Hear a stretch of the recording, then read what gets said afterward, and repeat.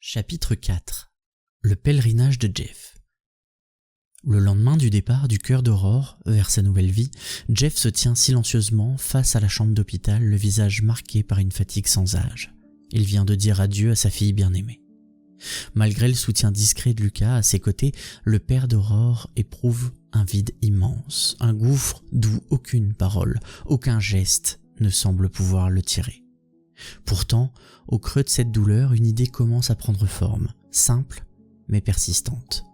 Rendre hommage à Aurore par un acte qui reflèterait sa générosité et son courage.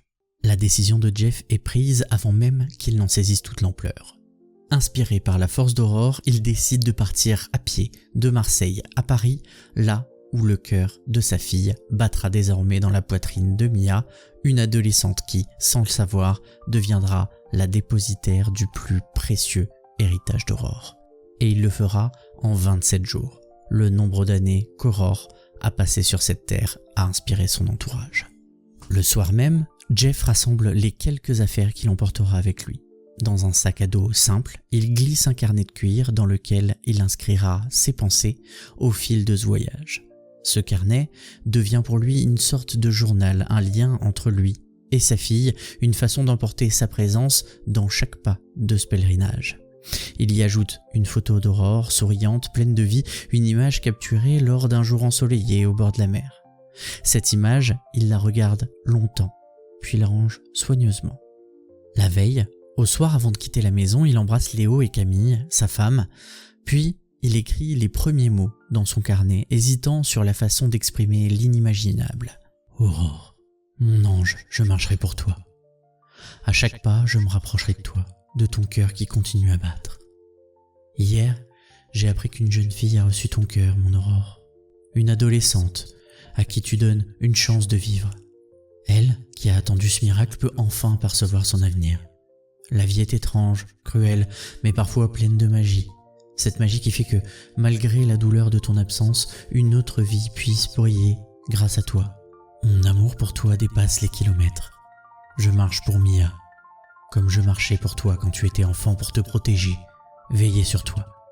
C'est ce que je peux faire encore pour toi, pour elle. » Le lendemain matin, à l'aube, Jeff prend le départ.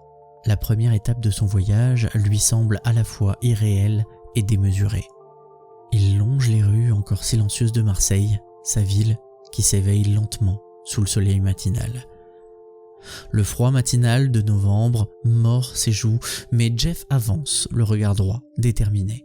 Il sait que cette marche sera longue, physiquement exigeante, mais rien ne saurait le détourner de sa promesse. De plus, c'est un sportif entraîné, il appréhende mais n'abandonnera pas. À chaque pas, l'image d'Aurore lui revient, et cette vision l'emplit d'une force douce amère. Sur la route, les paysages défilent, les collines et les petits villages du sud de la France. Jeff passera ses nuits dans des auberges modestes ou sous les étoiles, emmitouflé dans une couverture qu'il a emportée.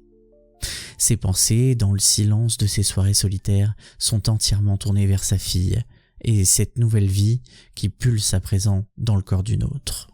Il laisse derrière lui des mots écrits dans le carnet, comme des souvenirs et des prières laissées au bord du chemin. J'imagine ton cœur, Aurore, battant dans la poitrine de cette jeune fille. Je veux croire que tu la guideras comme tu m'as toujours guidé. Au fil des jours, la fatigue s'installe mais Jeff persévère. L'idée de rencontrer Mia à Paris, d'écouter le cœur de sa fille battre encore, même au sein d'un autre corps, lui donne une détermination à toute épreuve. Il se promet d'arriver à Paris la veille de Noël, pour que le cœur d'Aurore résonne encore dans la magie de cette nuit si spéciale, dans le recueillement d'une rencontre qui marquera son deuil et son espoir. Ainsi commence le voyage de Jeff. Une marche lente et solennelle vers une nouvelle vie, vers un dernier cadeau qu'Aurore aura offert. À chaque pas, il s'imprègne de son souvenir et dans le silence de son pèlerinage, il perçoit avec une clarté poignante la persistance de l'amour qu'il porte à sa fille.